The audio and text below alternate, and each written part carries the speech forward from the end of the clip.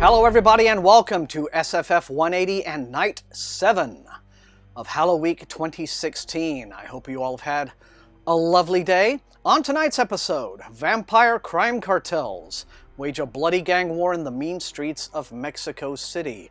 In Certain Dark Things, the new novel by Silvia Moreno-Garcia, and that is what I am reviewing tonight. Hello everybody, Thomas here, your illustrious host, as always. Okay, now I don't know if I've ever mentioned this before, but just for the record, the most surefire way to persuade me never to read your novel is to tell me that it's all about vampires. Out of all the subgenres of horror, it's the one that I most freely dislike. And this has been the case for me long before that one lady came along and turned them all into glittery boy band refugees. I mean, sure, I enjoy the occasional, old Christopher Lee Hammer movie. Those are great fun. But there's nothing scary about them. There's nothing really scary about vampires in general. They aren't legendary princes of darkness. They're archetypes of kitsch. They're the reflected id of specifically religious moral precepts that shame human sexuality and are obsessed with concepts like sin and redemption. Also, sleeping in a coffin is just so pomo. So it turns out Silvia Moreno-Garcia has done what I hitherto would have thought pretty much impossible.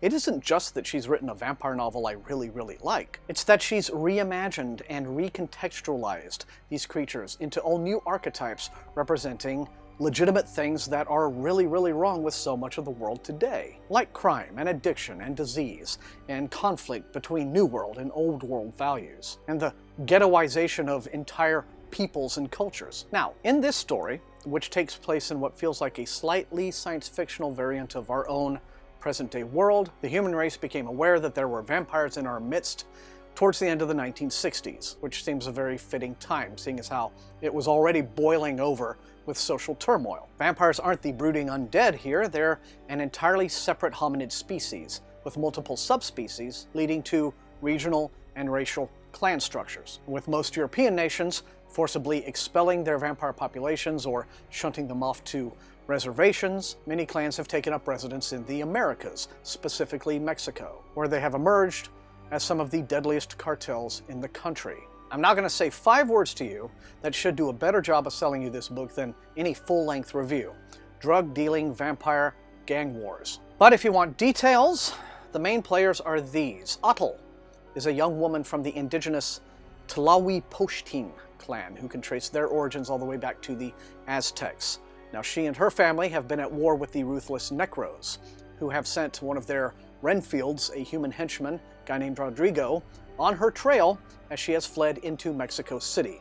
Rodrigo is accompanied by a young kid named Nick, who is the asshole son of the Necros' top drug lord, and he's got all of the bad attitude that you would expect somebody like him to have. The situation is one that could boil over into something even more major than it already is. Because where most of the country has managed to get itself overrun with warring vampire crime gangs, Mexico City has responded by turning itself into an autonomous city-state where vampires are strictly off limits. But this is a situation that is far more effectively enforced by the city's own human crime gangs than it is by their half-assed police. Now, the reader's surrogate here is a young kid named Domingo, who bumps into Atl entirely at random one night in the city, and he is, of course, immediately drawn to the hot chick with the badass dog. And one of the science-fictional elements in this book is that Atl has a familiar, a genetically enhanced Doberman with bioluminescent face tattoos. Because who the hell wouldn't want one of those? Now, she rolls her eyes, of course, because Domingo is naively crushing on her, which of course is a situation that cannot possibly go anywhere, but Atl needs help, and so she drinks some of Domingo's blood and turns him, quite willingly, on his part, into her own personal Renfield. See, in this world, vampires, again, they're their own species. They are born, not made.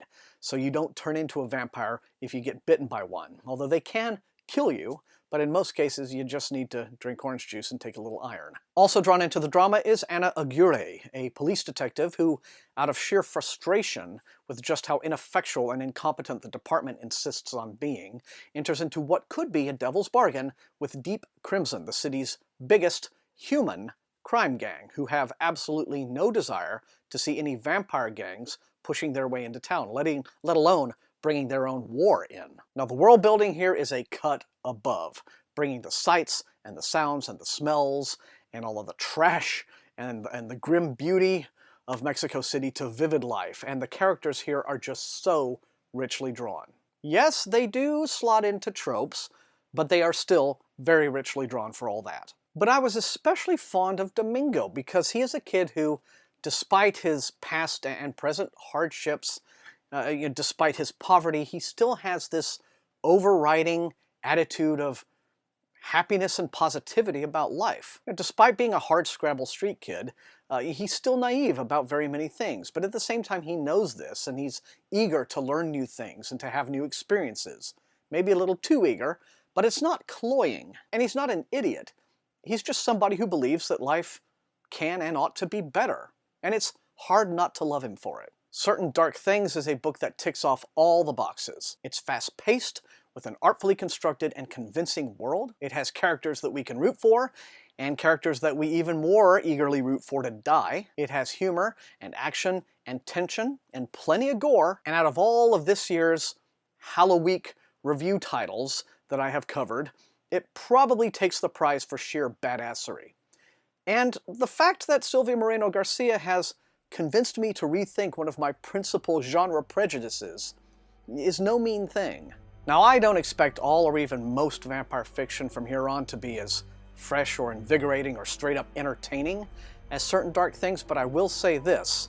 This book is a dark thing that you can be certain of.